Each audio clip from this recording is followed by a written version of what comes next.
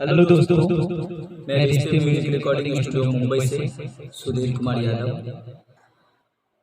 आप जितने भी छोटे सिंगर हैं जो स्ट्रगल कर रहे हैं, अच्छे गाते हैं, तो एक बार रिश्ते म्यूजिक रिकॉर्डिंग स्टूडियो में आइए। यहाँ पर बेस्ट हेल्प होगा आप लोगों का और सस्ते में अच्छा काम होगा। आज मेरे बाजू में जो बैठे हुए हैं राजेश जी हैं और बहुत अच्छे सिंगर हैं। इनका गायकी आप देखेंगे, मैं तो टेस्ट कर लिया एक बार, इनका बहुत ही अच्छा गायकी है। तो राजेश भैया आप कहाँ से आए हैं? मैं तो बिहार में मधुबनी जिला है, वहीं से बिलोंग करता हूँ। फिलहाल मुंबई में अभी रिसेंटली स्टे कर रहा हूँ। तो यही है, मिथिलांचल बिहार, मिथिलांचल भी हमारा भाषा है। और क्या सही बात। इनका गायकी मुझे पसंद आया, शुद्ध एकदम साफ गाते हैं। तो राजेश भैया के बारे में आप लोगों ने परिचय सुना, अब आप लोगों को गाना भी सुनाऊंगा राजेश भैया का। आप लोग बने रहिए और देखिए हम रिकॉर्डिंग कैसे करते हैं राजेश भैया का। अच्छे गाते हैं, आप लोग भी प्यार आशीर्वाद दीजिए राजेश भाई को, जो अपनी जिंदगी में कुछ अच्छा कर पाए, जो चाहिए वो मिल जाए। तो आप लोग बने रहिए, वीडियो को लास्ट तक देखते रहिए और राजेश भैया आप गाना गाएंगे। चलिए जाइए, आप वोकल रूम में जाइए, बोल दीजिए कुछ बोलने का है तो। जय मिथिलान, जय मेरी, जय मां जानकी। हेलो, तो अभी आप लोग वोकल रूम में राजेश जी को देख रहे हैं और राजेश जी गाते बहुत अच्छे हैं। तो बने रहिए, लाइव वीडियो को पूरा लास्ट तक देखिए। और राजेश भैया आइए।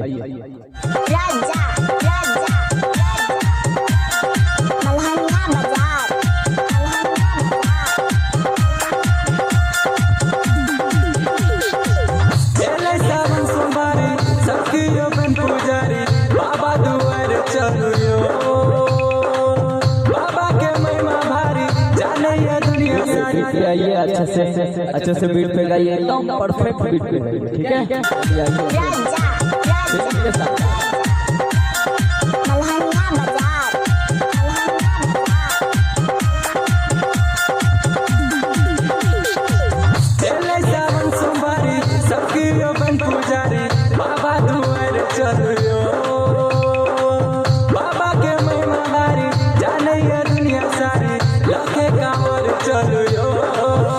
जय हो उसके आगे क्या है? जय हो नाग वाला बाबा बम बोल बम। अच्छा, जय हो नाग। आइए, आपको क्या सिखाने का, आप तो सीखे हैं। चलिए ऐसे ही सीख आइए आप लोग भी, देखिए कितना अच्छा गाते हैं। कैसे भैया? नहीं, क्या है? जय हो नाग वाला, क्या है? जय हो नाग वाला बाबा। गाइए भैया। जय हो नाग वाला बाबा बम बोल बम, जय हो जटा वाला बाबा बम बोल बम। ये बात। चलिए आइए।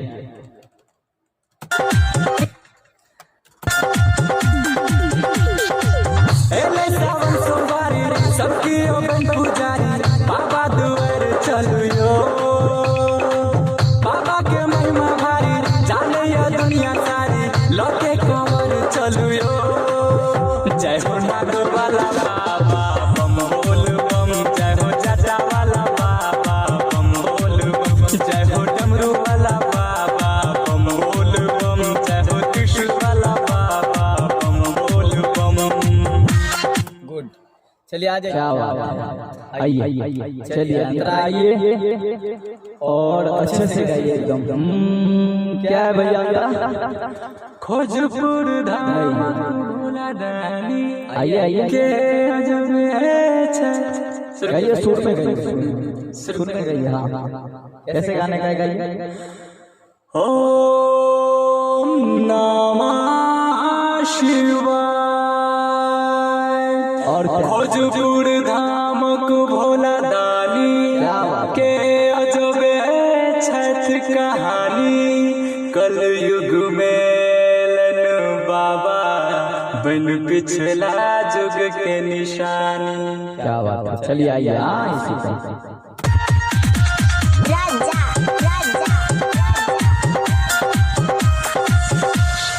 ओम नमः शिवाय।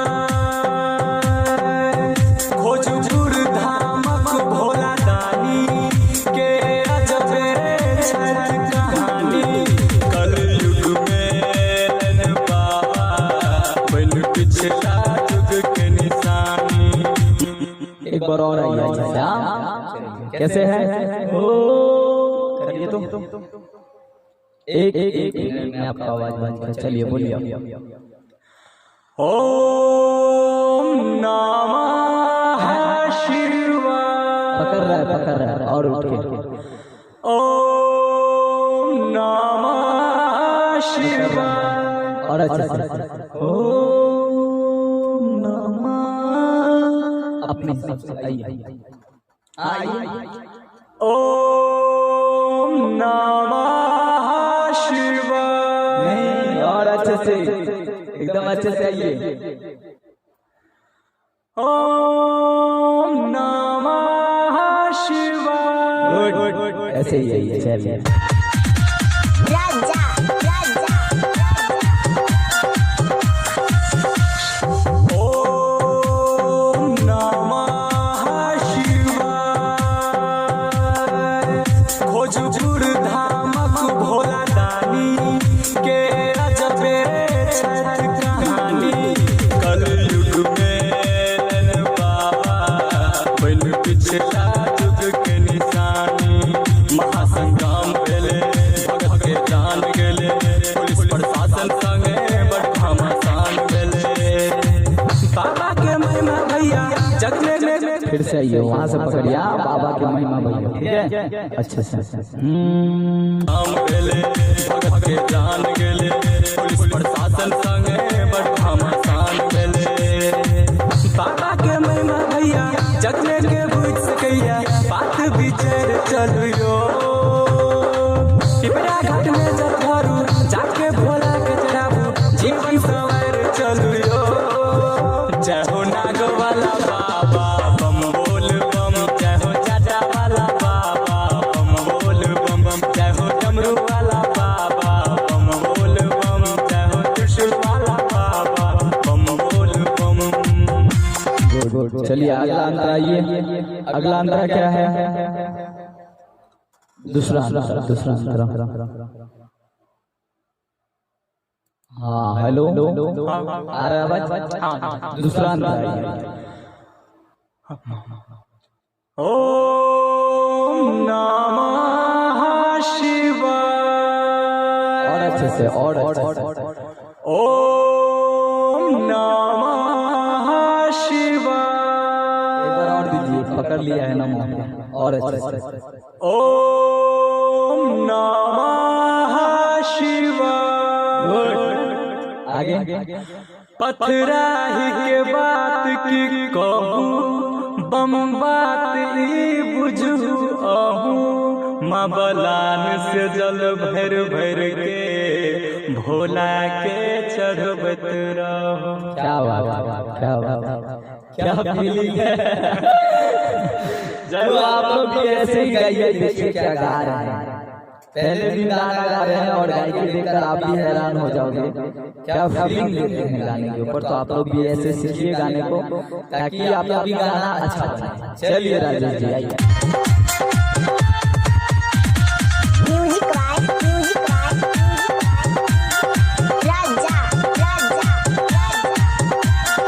मल्हानिया बाजार। ओम नमः शिवाय। पथराही के बात की कहूँ।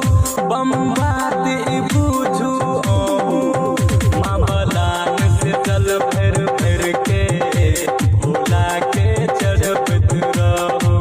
जमाजम नाचैया बम बजैया डीजे धम धम। मगन बाबा के धुन में करत रहो सब बम बम। क्या बात है। उसके आगे पकड़िए। एक ही बार में गा दोगे। चलिए ऐसे ही गायक बनिए जो गायक को बोलना नहीं पड़े कि आपकी गायकी में अच्छा नहीं है। देखिए कितना अच्छा गाते हैं। आप लोग भी ऐसे सीख के आइए और अच्छे गाइए, आगे जरूर बढ़ेंगे। रिश्ते म्यूजिक रिकॉर्डिंग स्टूडियो में आप लोगों को अगर गाने रिकॉर्डिंग करवाना होगा तो जरूर संपर्क कीजिए। हमारा स्टूडियो मुंबई में है, दीवा जंक्शन ईस्ट में। तो आप लोगों को भी गाना अगर बनाना होगा तो कम से कम बजट में आपका गाना बनेगा और अच्छा बनेगा। खाली आप लोग अपना गायकी दिखा कर जाइए स्टूडियो। चलिए छोड़ू सब दुनियादारी, सबकी ओगन पुजारी, बाबा दुआर चलू यो।